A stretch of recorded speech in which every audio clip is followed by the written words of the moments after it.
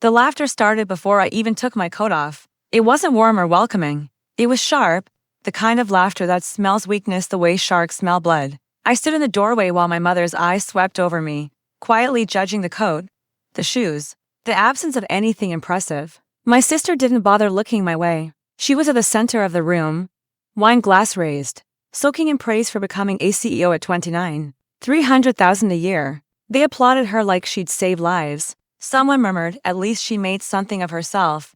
Someone else said my name, softly, like an apology. I smiled the way they expected, small, polite, grateful. I wanted to see how people behave towards someone they believe has nothing. So I let them believe it.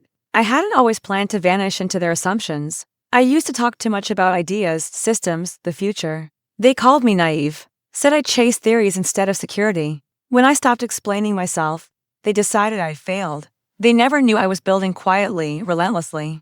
They never knew my name stayed hidden on purpose. Shell companies, trusts, proxies, patience, by the time they stopped asking about my career. I owned cities and fragments, energy, infrastructure, data, logistics, and empire that didn't need praise. But families don't reward silence. They punish it. So when the Christmas Eve invitation arrived, polished and calculated, I understood immediately. This wasn't reconciliation. It was a performance. They wanted contrast, a success story and a warning label. IRSVPDS.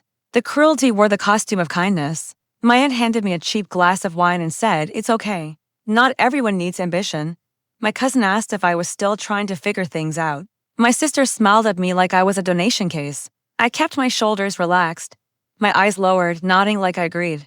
I watched how quickly respect disappears when people think you bring nothing to the table. That's when I saw the folder on the sideboard, thick manila, stamped with logos I knew too well. My sister's company. My company. I felt it before it hurt, that calm moment right before calculation. They hadn't just invited me to embarrass me. They had stolen from me. My sister's sudden rise wasn't brilliance. It was access contracts quietly rerouted, data siphoned off. A board seat handed to her through a consulting firm I secretly owned.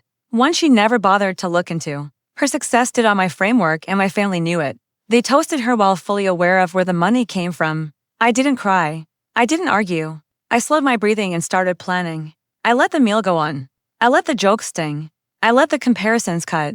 I excused myself just once to upload the final approval from my phone. Board votes.